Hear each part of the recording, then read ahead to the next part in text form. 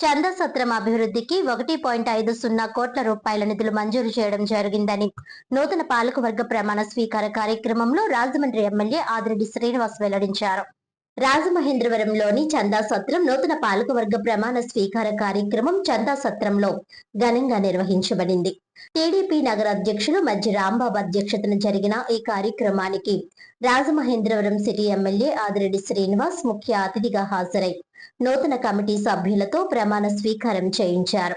ఈ సందర్భంగా ఎమ్మెల్యే ఆదిరెడ్డి శ్రీనివాస్ మాట్లాడుతూ ఎండోమెంట్స్ పరిధిలోని 14 కమిటీలను విజయవంతంగా ఏర్పాటు చేసి ప్రమాణ స్వీకార కార్యక్రమాలను పూర్తి చేయడం చారిత్రాత్మకమని పేర్కొన్నారు.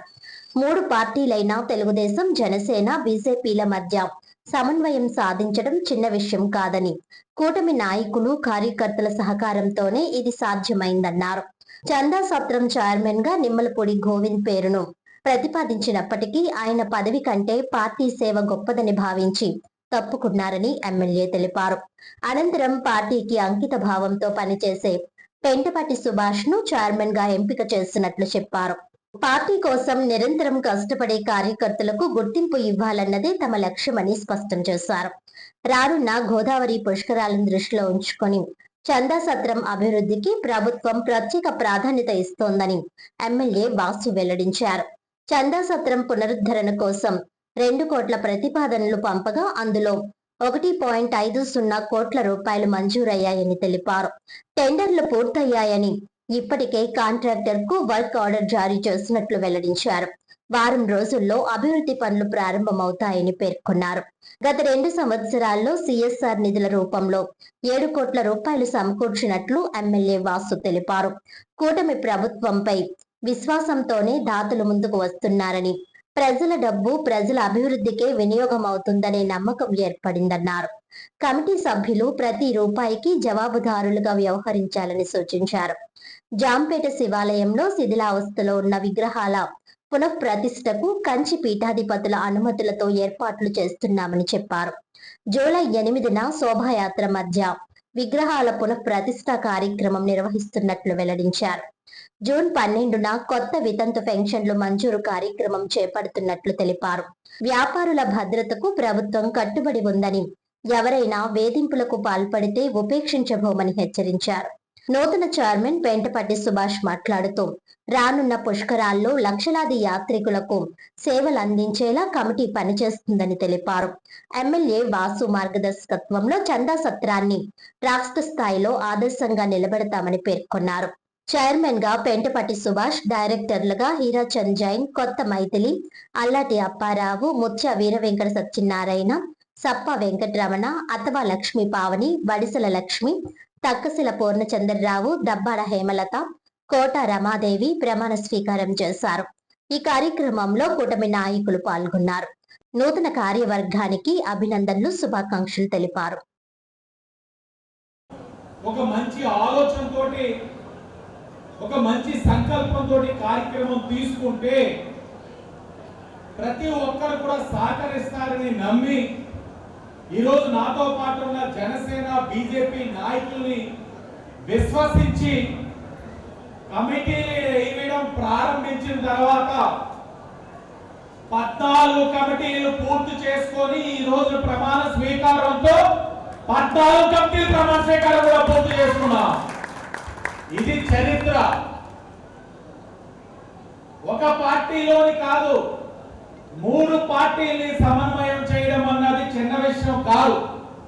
ఒక పార్టీలోనే కాసంత నచ్చకపోతే లవ్ లెటర్లు రాసే ఈ రోజుల్లో 3 పార్టీల్ని సమన్వయం చేసి రాష్ట్ర ముఖ్యమంత్రి చంద్రబాబు నాయుడు గారి చేతుల మీదుగా రాజమండ్రి సిటీ శభాష్ అని అనిపించుకున్నామంటే ఈ శాసనసభ్యుడిగా నా ఒక్కడి ఘనత కాదు, ఇక్కడ సహకరించిన ప్రతి నాయకుడి యొక్క ఘనత ఉందన్న విషయం గమనించాలి. అందరికీ నమస్కారం. ఈ రోజున మన చందా సత్రం చైర్మన్గా ప్రమాణ స్వీకారం చేసినందుకు చాలా ఆనందంగా ఉంది.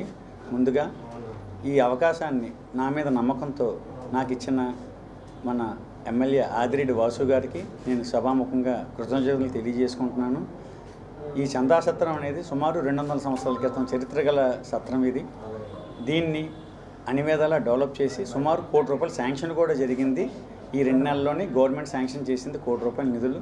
ఇదే ₹1 కోటి నిధులతో అన్ని విధాలా ఇంకో ఫ్లోర్ వేయడం కానీ, బాత్రూమ్ కన్స్ట్రక్షన్ కానీ, రెనోవేషన్ కానీ అన్ని విధాలా డెవలప్ అయ్యేలాగా, దీనికి పునర్వైభవం వచ్చేలాగా, మరిన్ని బుకింగ్లు ₹1,50,00,000 మరిన్ని బుకింగ్లు వచ్చేలాగా నేను మా కమిటీ అందరూ కూడా నా పూర్తి సహాయ సహకారాలు అందిస్తాము.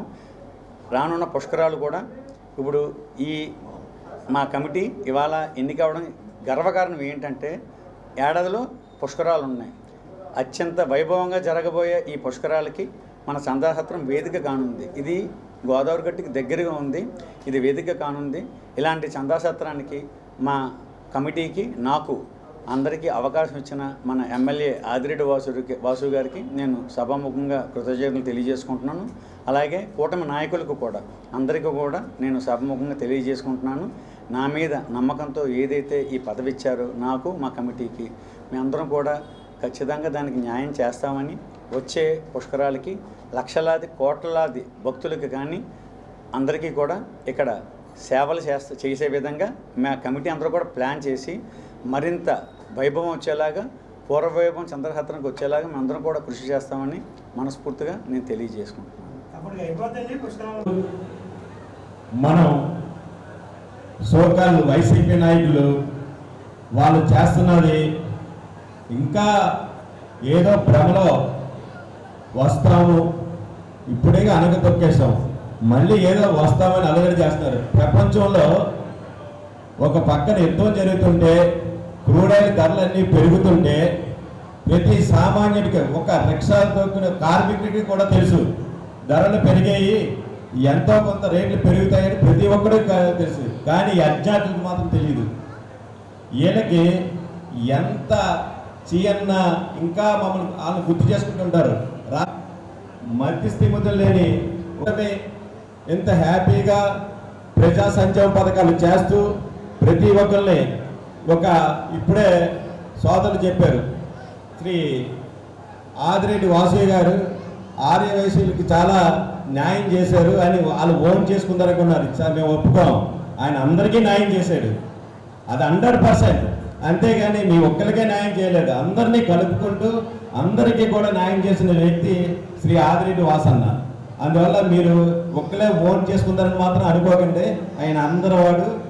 ఏ విషయమైనా మేము ముందుండి ఖచ్చితంగా మేము తోడుగా ఉండి మీ వెన్నంటే మేము ఉంటామని చెప్పని మేము సభాముఖంగా తెలియజేసుకుంటూ, ఏదైనా ఒకవేళ తప్పుగా మాట్లాడినా